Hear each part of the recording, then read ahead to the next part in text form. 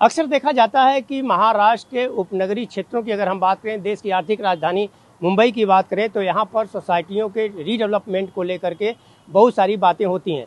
और सोसाइटी जब ज़्यादा जर्जर हो जाती है, 58 साल पुरानी अगर हो जाए तो उसे रीडेवलपमेंट कराना ज़रूरी होता है। और इसी के तहत जो है सोसाइटी के लोग आज हमारे साथ एकत्रित हुए हैं और इनसे हम बात करना चाहेंगे। रीडेवलपमेंट कराना चाहते हैं अपने सोसाइटी को, लेकिन कुछ ऐसे हर जगह जो कुछ ऐसे तत्व होते हैं जो कि सोसाइटी का रीडेवलपमेंट नहीं होने देते हैं, और इसी मुद्दे पे हम बात करेंगे। सबसे पहले मैं जानना चाहूँगा कि आपके सोसाइटी का नाम क्या है, कितने मेंबर हैं?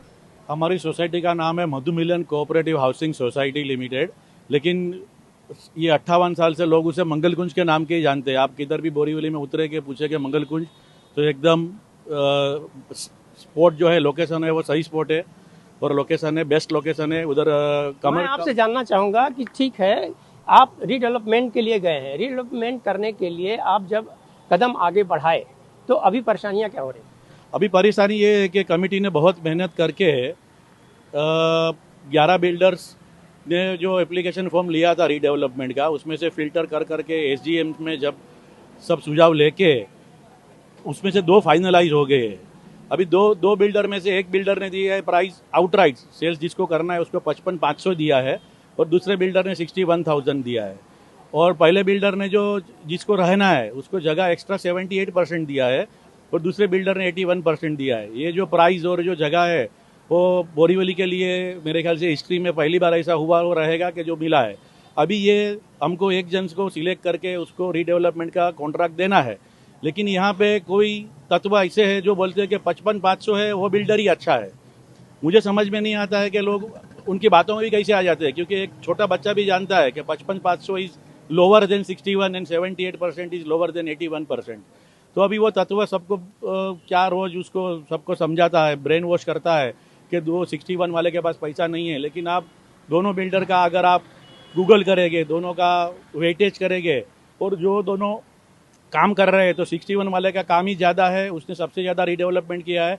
तो कमेटी यही बोल रही है कि भाई जो ज़्यादा दे रहा है उसके साथ ही अपने को आगे जाना चाहिए। बिल्कुल सही कह रहे हैं। अक्सर देखा जाता है कि सोसाइटियों का जब मामला आता है तो जो बिल्डर ज़्यादा जगह देता है उसी के पास लोग जाते हैं, लेकिन कुछ लोग ऐसे होते हैं सोसाइटी में जो कि काम नहीं, अड़ंगा डालने के लिए और इस तरह की आरोप और प्रत्यारोप लगाते हैं। आपसे मैं जानना चाहूँगा कि जब बिल्डर आप लोगों को ज़्यादा दे रहा है तो जो लोग हैं वो कौन से ऐसे लोग हैं कि जो कि कह रहे हैं कि नहीं, कम जो दे रहा है उसी के साथ जाएंगे? सर, ऐसा है कि हमारी सोसाइटी के अंदर कुछ 15 से 20 लोग हैं जो शुरू से हमको परेशानी करते आ रहे हैं। तो उसके अंदर एक हमारे पास में एक मिस्टर नेमचंद बुआ करके है, वो कलापी स्टोर करके है, वो उसके साथ में कुछ 15 लोग सोसाइटी के अंदर है। वो जनरली क्या कर रहे हैं कि वो सोसाइटी के सारे मेंबर्स लोग को मिसगाइड कर रहे हैं। अभी हमारा इतना ही कहना गया है कि उन्होंने रजिस्ट्रार में पहले एक केस फाइल किया इधर डेप्यूटी रजिस्ट्रार के पास में, और वो फाइल करने के बाद में उन्होंने उनकी जो लागत थी उन्होंने डिस्क्वालीफाइड करा के लिया, या अथॉरिटी ने डिस्क्वालीफाइड किया। लेकिन वो जो रीजंस दिए गए थे डिस्क्वालिफिकेशन का वो उनके हाथ में परव्यू में नहीं है, ऐसा मेरा मायना। मैं कायदा कम जानता हूँ, लेकिन जो मेरा जानकारी है उतना ही है। उन्होंने डिस्क्वालीफाइड कर दिया एक अच्छे बिल्डर्स को जिसकी ऑफ़र ज़्यादा थी। मैं दोनों बिल्डर का नाम बोलना चाहता हूँ इस माध्यम में। एक सुगी डेवलपर्स करके है और दूसरा है Ratan C and brothers and Konark and JV. ये दोनों बिल्डर्स के साथ में हमारा लास्ट कॉन्ट्रैक्ट मतलब लास्ट बीट के अंदर दोनों जन आए हुए। हम लोग ने मैनेजमेंट ने बहुत प्रयत्न किए कि हम बोलना चाहते हैं कि आप है ना दोनों का जीवीआर लगा दो। सोसाइटी के मेंबर्स वहाँ पर जो रह रहे हैं वो बहुत परेशानी में। हमारी बिल्डिंग 58 ईयर्स जूनी हो चुकी है, हमारी बिल्डिंग की हालत ख़राब है। हमारी लास्ट संडे के अंदर हमारी सोसाइटी के अंदर एक सीनियर सिटीजन के ऊपर प्लास्टर गिरा और वो बेहोश हो गया।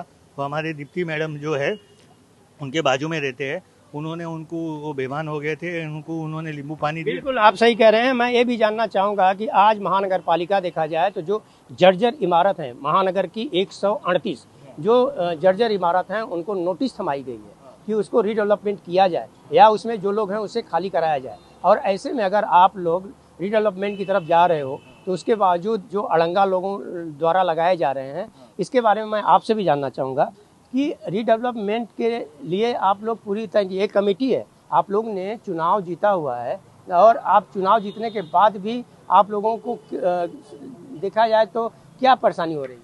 परेशानी यही हो रही है कि किसी को मिसगाइड करना और कुछ भी गलत सलत बात करके उसको दूसरे रास्ते पे लेके जाना, ये कुछ लोग कर रहे हैं वहाँ पे। अभी आज के डेट में एक सामान्य आदमी के हिसाब से मैं कहूँगा, जो पैसा हमको ज़्यादा मिल रहा है उसका लॉस हम कर नहीं सकते। हमें दूसरी जगह भी जगह लेना है तो वो पैसा ही काम में आएगा। हम कम पैसा लेके क्यों जावे? कम पैसा हम ले नहीं सकते। तो उस हिसाब से देखा जाए तो हमारे लिए जो बिल्डर ज़्यादा एक्सपीरियंस वाला है, जिसको रीडेवलपमेंट का ही ज़्यादा एक्सपीरियंस है, उसी को ये कॉन्ट्रैक्ट देना ज़रूरी है। आप क्या कहना चाहेंगे कि अगर आपसे मैं जानना चाहूँ कि कुछ बिल्डर होते हैं कि आपको उसी बिल्डिंग में ज़मीन फ्लैट के बदले फ्लैट दे देते हैं, बढ़ा के दे देते हैं। कुछ बिल्डर ऐसे भी होते हैं कि अगर आप पैसा लेके कहीं और जाना चाहते हो तो जा सकते हो। तो क्या आप लोग जिस बिल्डर को तय किए हैं वो इस तरह का ऑफर है? अभी पहले मैं आपको इंट्रोडक्शन करवा लूँ। ये हमारे चेयरमैन साहब है किरीट भाई, कि डॉक्टर किरीट पटेल। ये हमारे मुंबई के रिनाउन आर्किटेक्ट है श्रीकांत, वो हमारे कमेटी मेंबर है। ये हमारे सेक्रेटरी है देवेंद्र सायानी, वो भी एक बड़ी कंपनी पब्लिक लिमिटेड कंपनी के एमडी है। ये सब हम कमेटी, बाकी सब कमेटी मेंबर है। मैं ट्रेजरर हूँ। पहले तो मैं जो देवेंद्र भाई ने बोला उसमें ऐड करता हूँ कि हमारा सोसाइटी का रजिस्ट्रेशन 1966 में हुआ था। रजिस्ट्रेशन होके भी आज 59 ईयर्स हो गए। हमारा बिल्डिंग ऑलरेडी C1 में है। C1 में ऑलरेडी 15 साल पहले भी VJTI जैसा रिनाउन आर्किटेक्ट, रिनाउन कॉलेज वाले VJTI ने उसको C1 में डाला था। हमने भी एक कंपलसरी है कि हर साल ऑडिट कराना पड़ता है। हमने ऑडिट कराया, C1 में आया तो अदर ग्रुप है जो नेमचंद एंड ग्रुप, वो लोग C2 भी लाए। C2 का मतलब है कि रिपेयर करा, वो भी सोसाइटी के पास पैसा नहीं है। आज 5-6 करोड़ इतना 2 बिल्डिंग है, हमारा 1 लाख स्क्वायर फीट जगह है, तो उसका मिनिमम खर्च। कितने फ्लैट होंगे आप?